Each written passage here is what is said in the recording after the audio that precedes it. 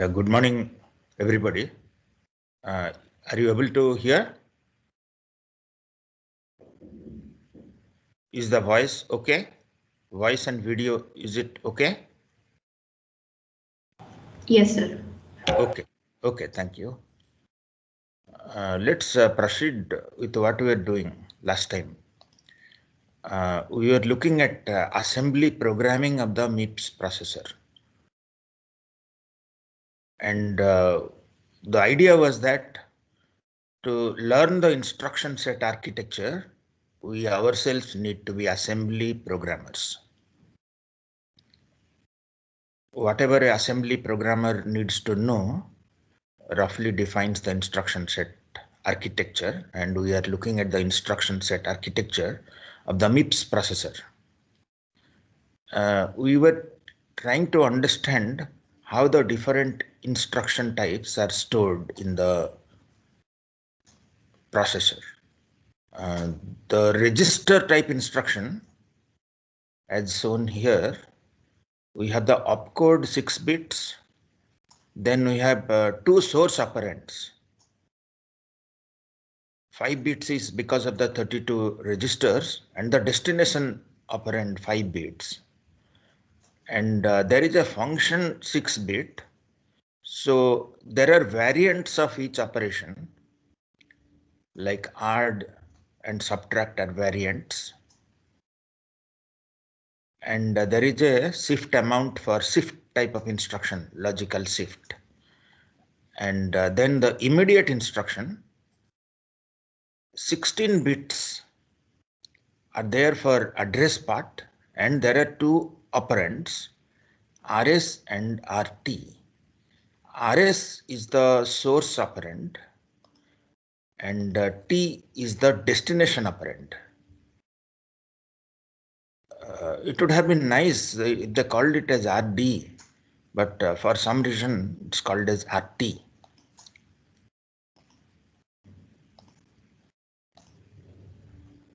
We'll look at the other types of instructions.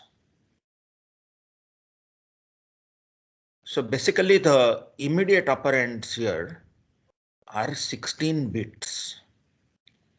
So what is the largest integer that we can store here? You know that each integer occupies 32 bits, 4 bytes. What's the largest integer operand that we may have? And remember, these are word addressable. So it is convenient to make the last 2 bits to be zeros, which need not be stored actually. And remember that the constant can be negative also. So these 16 bit can store positive as well as negative constants, and there are 16 bits.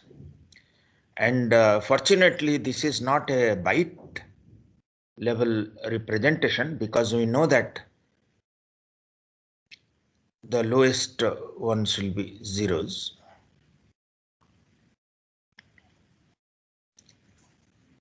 Okay, so just think about it. What is the most negative constant and the most positive constant that we store? And the load store here again 16 bits. So there is a base register and we take the offset of 16 bits. So what is the maximum offset value? And remember here that the offset here can be positive and negative. And the other thing is that here we specify byte address. In the load store, it's a byte address. Unlike a branch address, where branch is for instruction, here we branch to a specific instruction. We know that these are 4 bytes. So we can branch to some instruction only. So the last 2 bytes here, sorry, last 2 bits, that will be zeros. Last 2 bits of this, they need not be stored. So here we have 16 bits. And the last two bits are zeros, which are implicit in the processor. When we look inside the processor, we'll see that we will shift and add those two zeros here to the LSB. And then we have the address for the branch instruction. But for the load store, it is a byte address.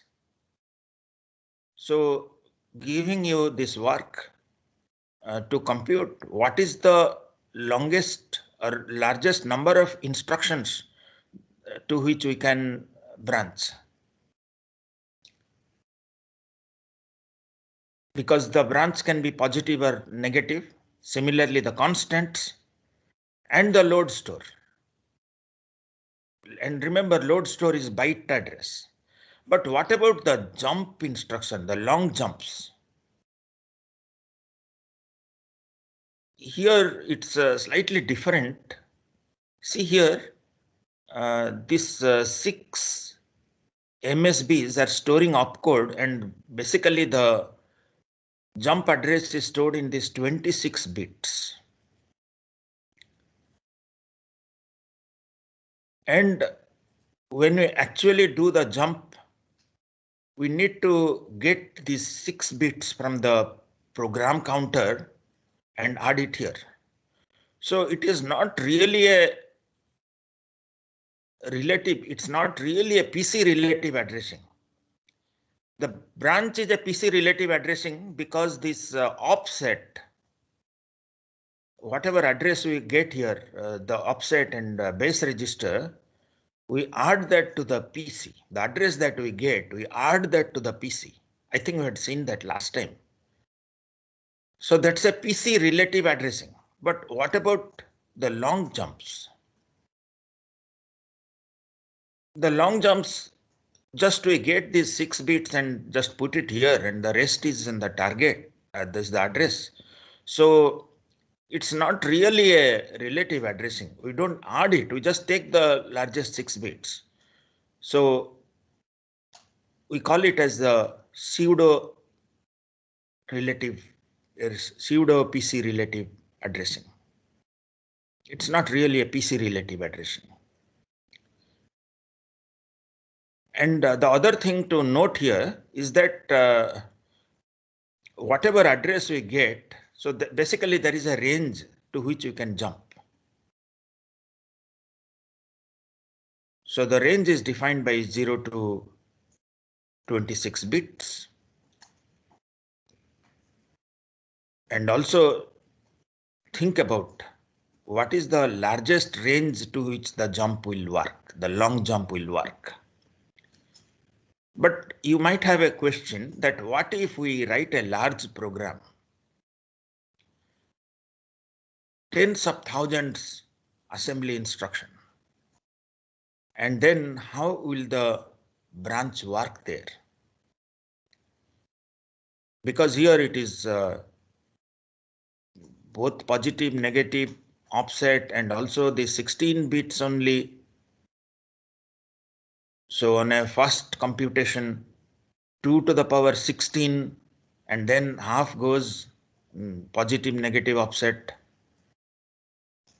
So it is 2 to the power 15, which is not a large number, something like 32,000 or something instructions, because this is not byte, fortunately, it's words. So the offset is in words here. But that is also not too large, because programs can be large, hundreds of thousand lines of code. And how do you jump? Will it work? Answer is yes. We can convert a branch into a long jump. We can combine these two. We'll just see an example today.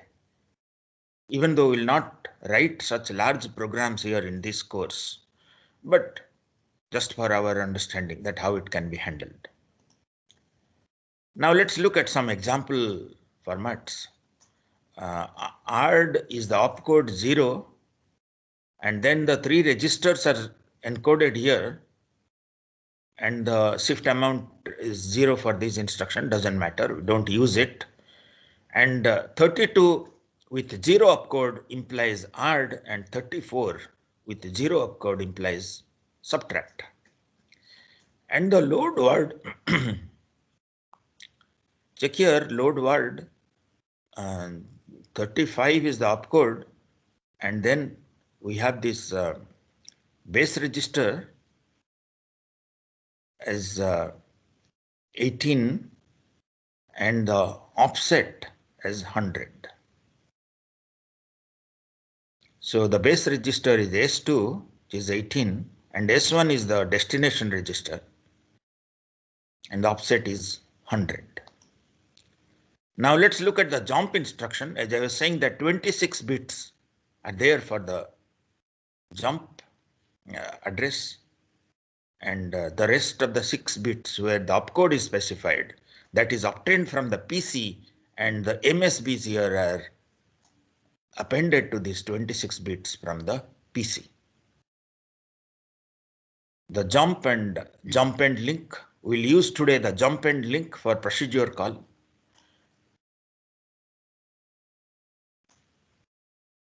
And what is the maximum address range I was asking you to compute as homework.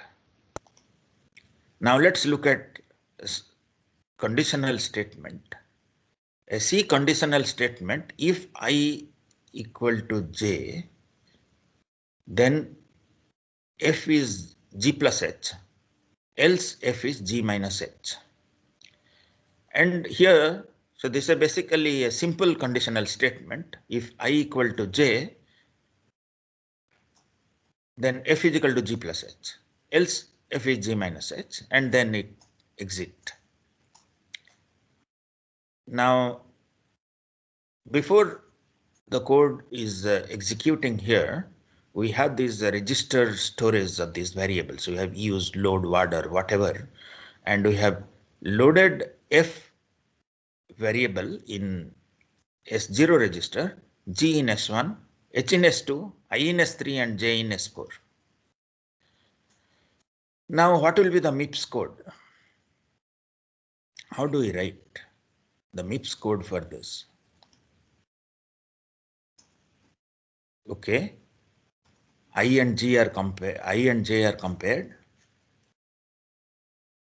J in S3 and S4. So branch not equal to is the instruction we use.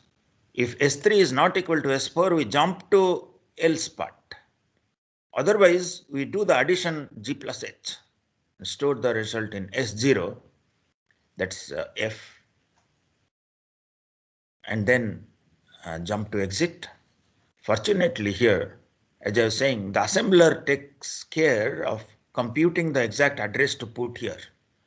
Otherwise, writing programs will be much more difficult if you really put the actual address, computing, counting the number of instructions and so on. And also each time you add an instruction or delete an instruction, you'll have to change the jump value. That will be extremely difficult. Fortunately, the assembler does that for us.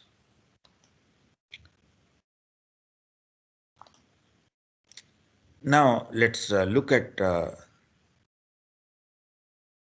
loop statement, simple loop statement.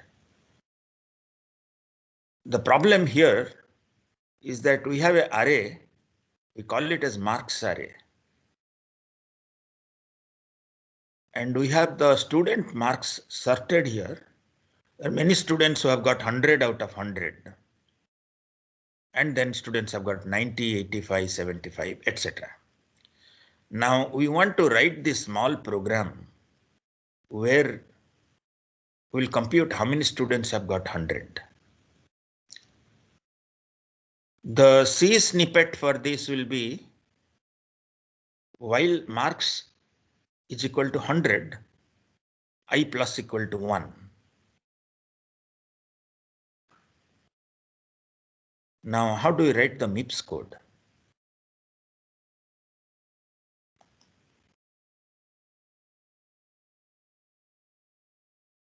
So here we have this loop setup here,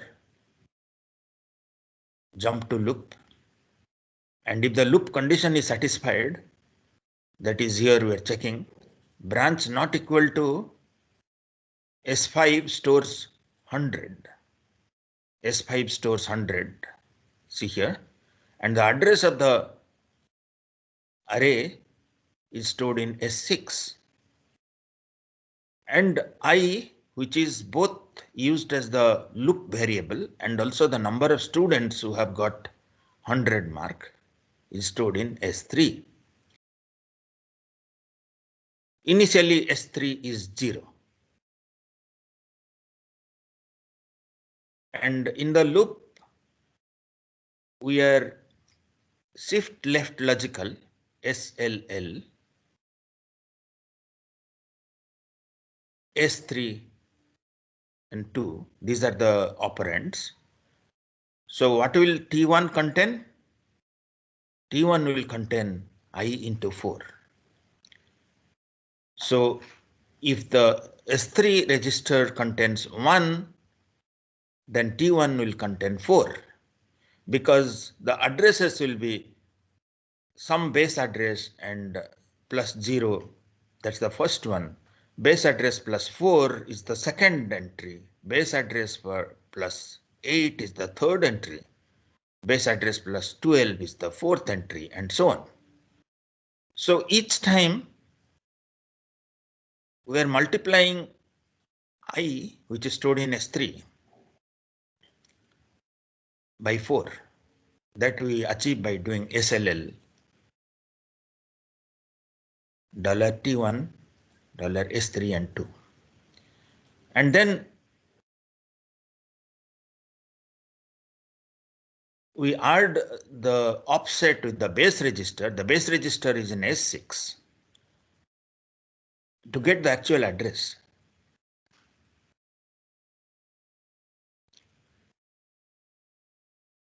And just see here, the load word is taking byte address. That's why we had to multiply by 4.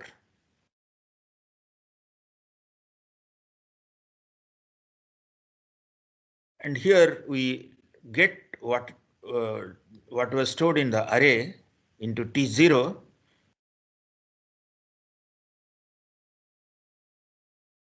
And we check whether it is 100 or not. If it is not 100, we know that all the students have been examined. Those who have got 100, we have already taken care. And the first instance where we get a non-100 value, we go to exit. Otherwise, we increment I variable. So is the program working? Does anybody have any difficulty here? Simple, right? Okay. Anybody has difficulty, please let me know. If it is clear, it's simple program. Because remember, you'll have to write a test, a quiz in the coming Monday class. And the quiz will be about 14-15 minutes. We'll announce the exact time. And the main component of this will be lecture 7, 8,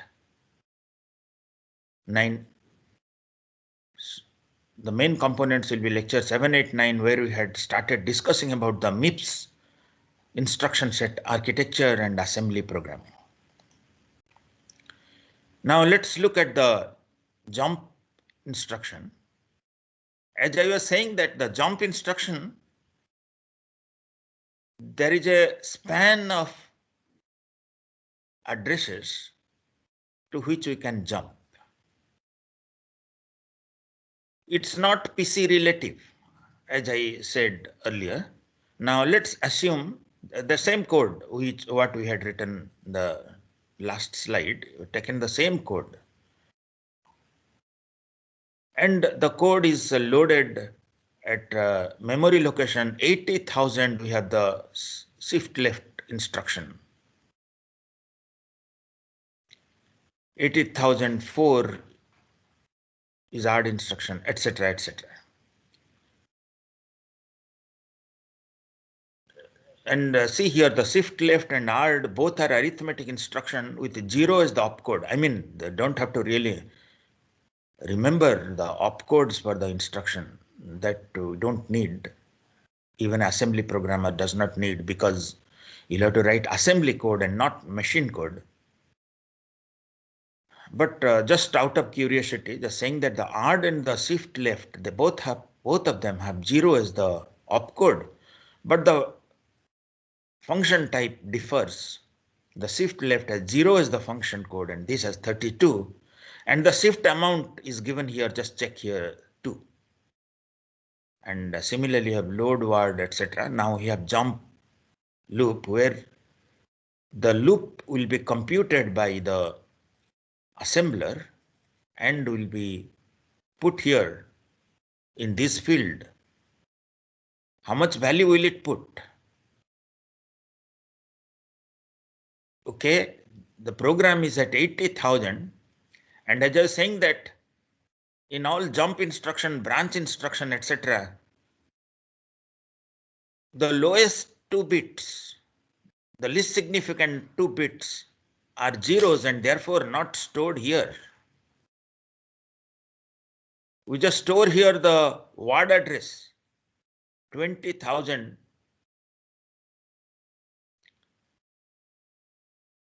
and therefore it will be multiplied by 4 and we get 80,000.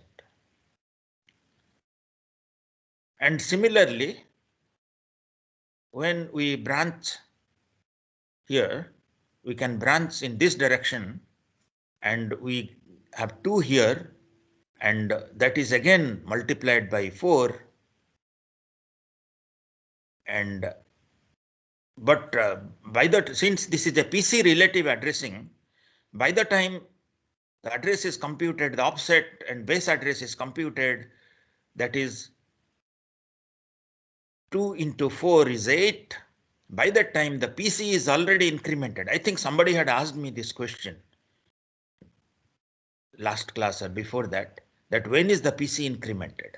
The PC is incremented immediately after the instruction is fetched and decoded, and therefore the PC value is 14 already, 80,014 already, and therefore to that we add here this 8 and we get 24. So this is the one to which it is jump.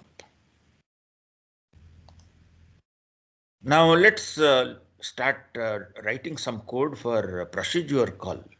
We have written enough codes for simple 2-line codes, which is branches, that is conditional statements, loops, and writing statement for one conditional is good enough for writing for any conditional statement and loops.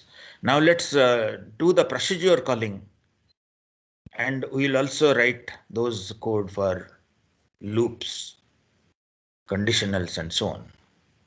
Here, as we are saying, that the parameters are placed in these argument registers A0, A1, A2, A3. There are 4 registers. And we'll place the arguments here, the procedure arguments. But you may ask, sir, what happens if there are more than 4 arguments, etc.?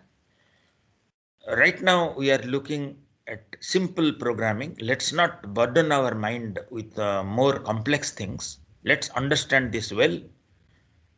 And then we can think of a function which has more than 4 parameters, which can be handled. But right now, let's not worry about that. And once we have put the parameters, now we can have the instruction jump and link. So first few instruction before procedure calling, we need to prepare. We have to put the parameters in the argument registers. And then we call JAL, jump and link.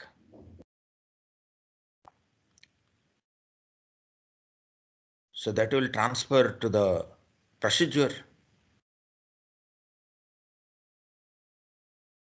And inside the procedure, So just asking this question, what is the difference between jump J instruction and JAL? Can anybody answer?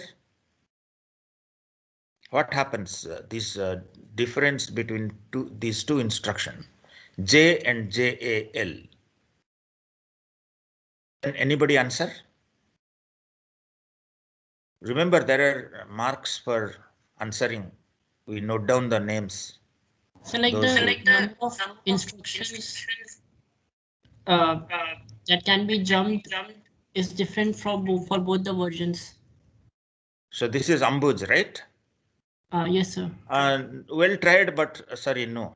That's not the main difference. J and JAL. See the word link there? What does Sir, link mean? like when we use JL, it means a jump and link. We store the current address so that we can return to this address later. Okay, where do we store? Vikram, good. Where do we store? In registers, like RA register. So, yeah, so there is a register 31, R31, yes. which we call RA return address. So link means we store the address so that we can come back. So that's the link established. So unlike J, which is a unconditional jump, we cannot come back. There is no link established in a simple jump. But in JAL, we link it so that we can come back, and we store the address of the present instruction so that we can come back, and that address is stored in a register address RA, which is register 31. We'll write the code and we'll see that.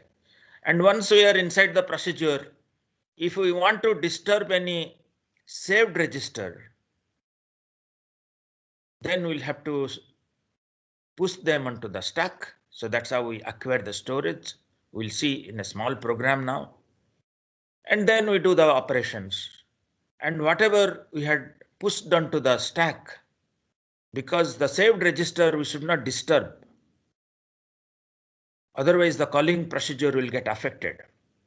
Now we must restore back all those registers we had acquired, and then the return values are placed in these two registers, V0, V1. So you can have two return values, V0 and V1 register.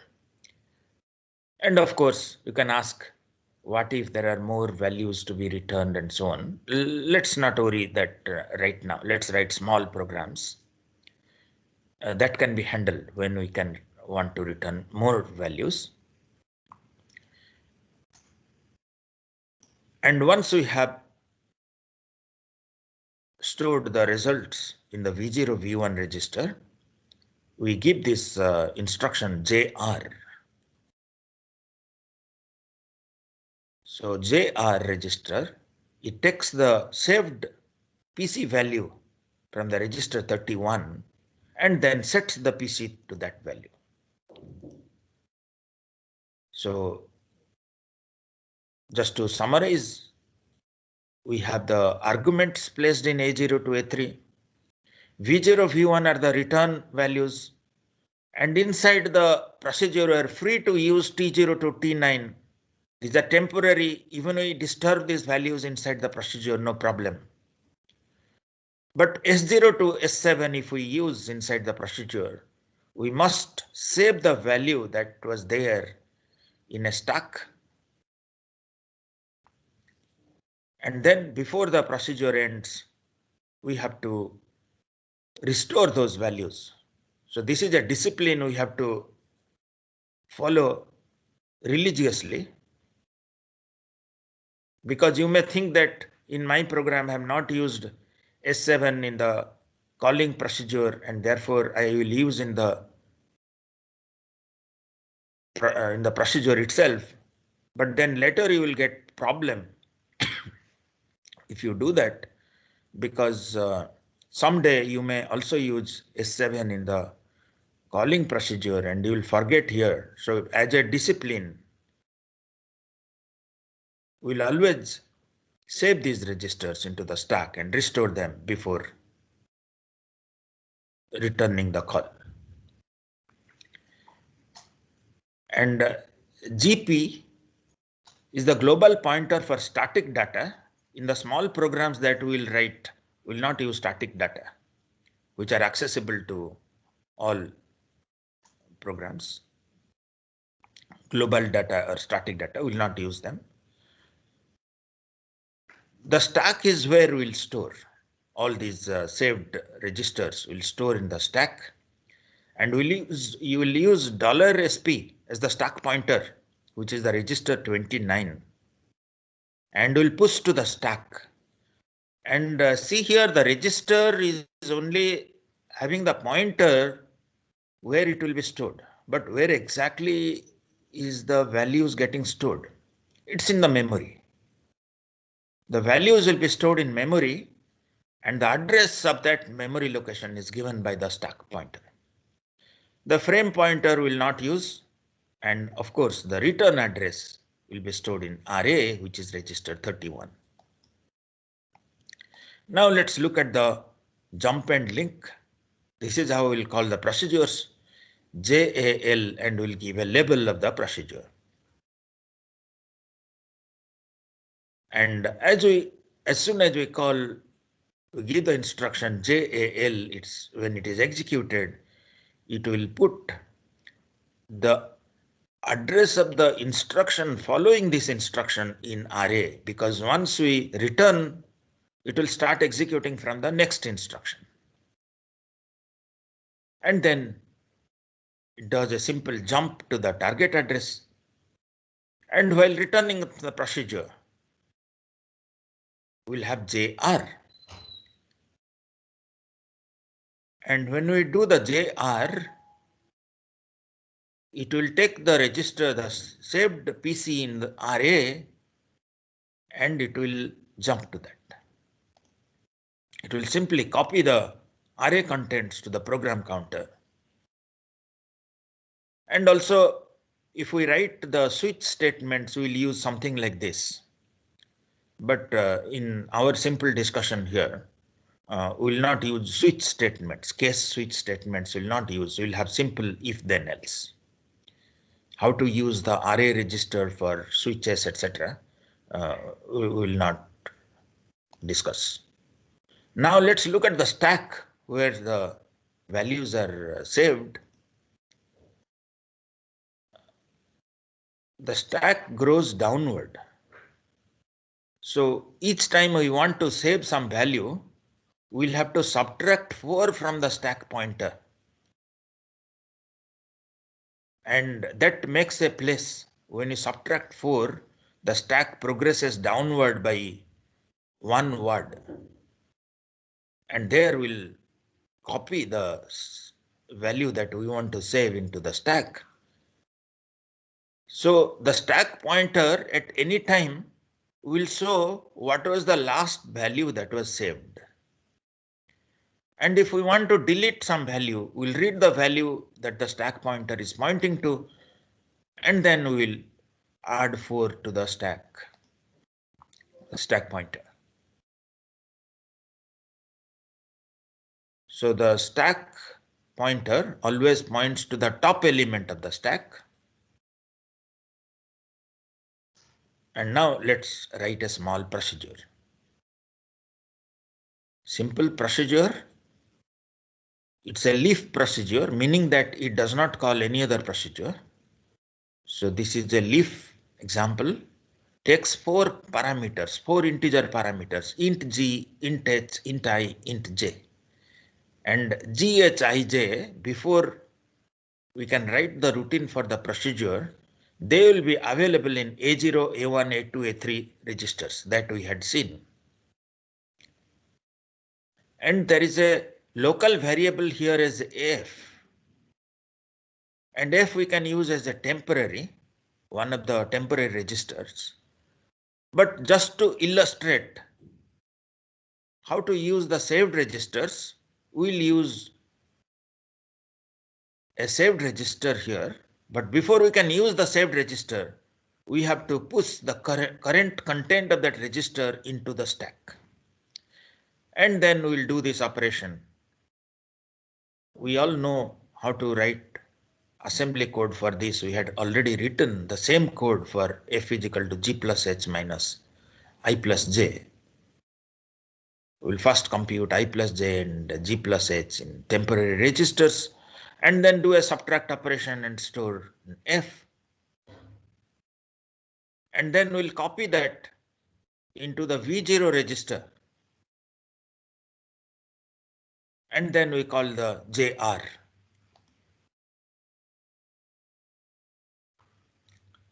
Now let's write the code, exact code. Before the code works, as I said that GHIJ must have been put in A0, A1, A2, A3 in the calling procedure. We should have this code. Now let's look at the procedure code. To write a procedure, we give a label first. The name of the procedure becomes the label here. And the first thing we do is the discipline of saving any saved register we want to use into the stack. We create a place on the stack by adding -4, add immediate -4. And then we store whatever was there in S0 into the stack. And then we have the procedure body here. In the procedure body, as I was saying that in T0, T1, G plus H, I minus J, etc., and then subtract. And we get the result in S0. And once we get the result in S0, we move to V0. How do we move? We write add V0, S0, and we take help of the 0 register here to move the content of S0 into V0. And then having done that, put the result in V0, we need to restore the S register. The saved register we need to restore as a courtesy to the calling procedure. Otherwise, the calling procedure will get wrong value. So we load word whatever is there on the top of the stack, load onto S0, and then we increment the stack pointer, because remember the stack was growing downward. Each time we create a place, we add minus, and each time we pop out from the stack, we add +4, and then we have jump, return array, JR, jump return from the array register return address, and it will go back to the calling procedure. So in this simple procedure example, does anybody have any doubt? We can discuss again. As I said, it's a simple thing.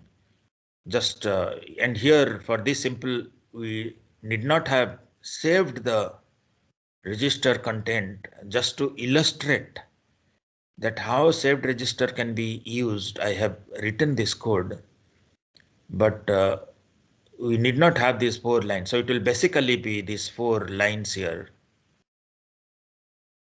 shown in red. So that's the code for the simple leap procedure. Anybody has any difficulty here with this procedure example? We can discuss, otherwise we will write larger programs. Okay, no question from anybody. Good. Now let's write this program. Again, very simple function. We want to find the larger of 2 integers. X and Y are 2 integer arguments. And we want to return the larger of these. Simple C code. But how do you write the assembly code? Please think, or at least write or think that how do you write the code for this. If I simply describe this, it may not be very effective in the quiz, or maybe in the actual practice, you may not be able to write the code unless you actually write. And as I was saying the last class, that if we had a lab with this, or we had at least enough credit for this component, computer architecture component, much larger credit for this part, then we would have required you to download the SPIM assembler, saying that MIPS spelled backward is SPIM, and you can find it on the net. The SPIM MIPS assembler, download into your laptop or desktop and run your programs. That would give you much better understanding of how the assembly programmer works. But here we're just writing small assembly code because the credit is not that high. We cannot really burden you with the small number of credits to really run on the actual assembler downloaded from the net. But those who are really interested to pursue this line, you can download the SPIM assembler from the net, write the code that we are writing here, and there you need a few assembler directives and easily find on the net, like variables you can name there and so on. So it will be really nice if you can run the assembly codes that we are writing on the SPIM assembler. Now let's write the code for this. Find larger. How do we go about? The first thing we do is, okay, we use this as the label. Find larger is the label of our procedure. And then we use these argument registers A0, A1, where X and Y are stored. And we compare this branch not equal to, and we store in the V0 register either X or Y. That's simple for 5 lines code. Now let's look at the code. Okay. So find larger becomes the label. So we compare A0, A1, and we set T0 based on whether A0 is less than A1. So T0 will contain 1 if A0 is actually less than A1. Otherwise, it will contain 0. Now, if it is 0, branch equal to 0, we compare with R0 and T1. If it is 0, then we jump to the else part. Otherwise, in the if part, we just put A1 into V0, because that's how we'll return the result in V0 and find that A1 is larger. In the else part, we just put A0 into V0 and then we call the JR. Simple code. I hope everybody will be able to write. And the quiz next class, Monday. Okay, Monday we'll have, as I said, 7, 8, 9. I didn't say today's. So, okay, we possibly will exclude the procedure part from the quiz coming Monday, but simple assembly code we'll have in the quiz.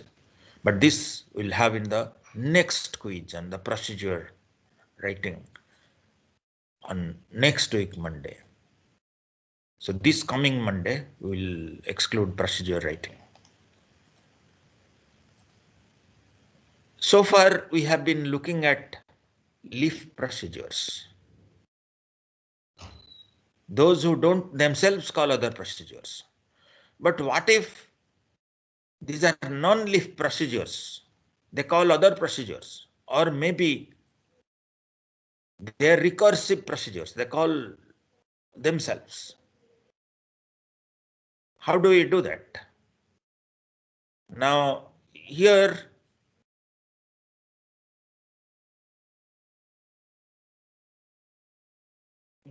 here the caller needs to save the return address, because this will be the return address. See, here the procedure is getting called recursively. So we need to store the return address also, and the arguments, temporaries, etc. all need to be stored by the caller, because that will be overwritten. Once the procedure call is done, the return address will be lost. So we need to do this extra thing. And after the call, we need to restore that back. Now let's look at the simple recursive procedure call. Factorial takes one argument, integer argument, and the base case is if n is equal to 0, that is by definition 0 factorial is 1. So f will be 1, set to 1 if n is 0. If n is less than 1, this is the base case, and it will be set to 1. And otherwise, we will call recursively, multiply n with the value returned from the recursive call. And here, let's assume that n is in A0 register and result is available in V0. So here, as always, we'll have the address, the name of the function as a label here. So fact is the name of the procedure, made it into label. And now we need to store this return address and argument register. And here we have just one argument, and therefore we just store A0 register. We create space on the stack for two values to push. That is add immediate -8. And then we stored the return address and A0. And then we need to check for the base case where A0 is less than 1.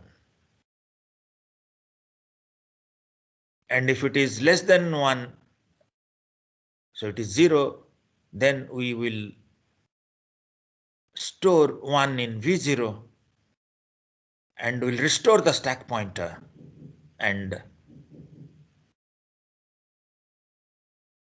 jump return JR.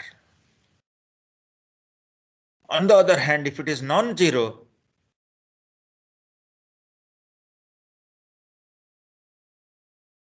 so basically n is not less than 1, we will jump to L1 label, and here in the L1 label we decrement n and call recursively the fact procedure. So jump and link fact, and then inside, as usual, we will store these A0 and RA, and then we will pop the two element from the stack. So we'll restore the original n and return address, and then we just do this multiplication, and then we'll jump return. So that is it. Please look through the code. It's slightly more complicated than the leaf procedures. The non-leaf procedure call, we need to do these adjustments here.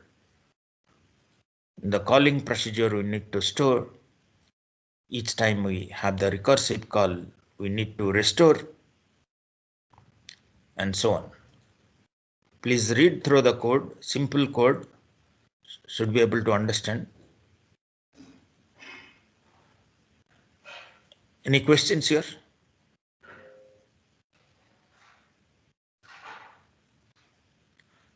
So we almost done the basic assembly programming. We'll just take some examples.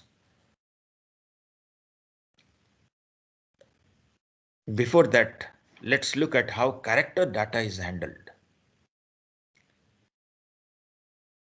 You know that ASCII has 128 characters, out of which 95 are graphic symbols and 33 are control. And on the other hand, so this basically needs a byte basically, whereas the Latin character is 256. It has 96 more graphic characters that we call as the Latin set. So 2 bytes. ASCII 1 byte, Latin 2 bytes. But now, not only the English alphabet and the Latin, we need to support various types of world users, maybe Hindi, maybe Arabic, etc., etc. So nowadays, all programming languages, Java, C++, etc., they use the Unicode, which has 4 bytes, 32 bits. And here we can accommodate most of the world's alphabet and other symbols, mathematical symbols and so on. That's the Unicode. And with present programs being used worldwide, it is advantageous to use Unicode, because never know, your user of your program can be anybody. It should be able to support that in the your program, different languages. But does the Unicode make it incompatible with the ASCII and the Latin? Because remember, all old programs had only ASCII 1 byte, 8 bits.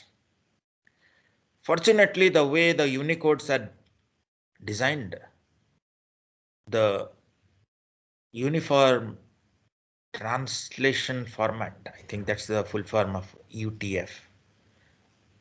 So these are variable length encoding, and we don't use basically the 32 bits for all types of characters. If you are just using English, it will be wasteful to have all this 32 bits. So it's a variable length encoding. And the remember here, the first 8 bits here are ASCII. So it's compatible with the earlier one, ASCII code.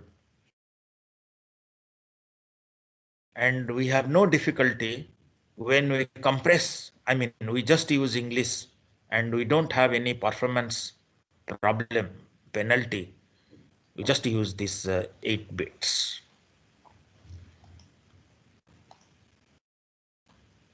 And another thing we will like to mention before we write larger programs is about this address. See, many times we have address as operands, and the address, we want to jump to a specific address or something like that. So if we have stored the address in the memory, how do we load into a register? See, for immediate, we have 16-bit is for most of the small operations, we have 16 bits sufficient. But how do we load 32-bit into a word? Using a immediate addressing, we load only 16-bit. How do we load a 32-bit address or 32-bit argument into a register? Okay, we have this facility available where we have load upper immediate, LUI, and we give this constant which is 16-bit And in the destination register, which is called as RT here, target, the 16 bits are loaded in the topmost bits of the word of the register RT. So once we have LUI 61 that gets loaded here, and then we can do a simple OR immediate, and then we load the lower bytes. So this is a small trick we do here to load 32-bit values into a register. We'll use this very useful thing. LUI and ORI, load immediate, load upper immediate, and OR immediate. So these two we'll use to have 32-bit data loaded into register. We are already at the end of this class. We have small programming parts left, and we will complete that in the next class, and then we'll start looking into the hardware itself. So far, we have been only looking at the instruction set architecture. We are end of that. That is chapter 2 in the book. If there is a quick question, we can answer that, or otherwise we'll end here. Sir, can you please repeat the ORI line? Yeah. See the ORI here. See in the LUI, load upper immediate, we have set the upper bits, the higher order bits with 61 is stored here. Now we really wanted to store this 61 and 2304 on the lower ones. So you know that the ORI we have been using to set some bits. We have been using the AND operation, AND immediate, to mask some bits, and ORI to set some bits. And here in the ORI, we have these bits. I have shown here this, maybe I should have shown blank here and then just showed this. And the third step, I could have shown this one. So this is the resultant one. So 2304 are the ones showed in the dark here. And that is ORed with the first one, and we get this. Any other questions? Okay, good. Simple things we are discussing, and hope that you read this, and we'll have Monday 15-minute quiz. We'll stop here. Thank you.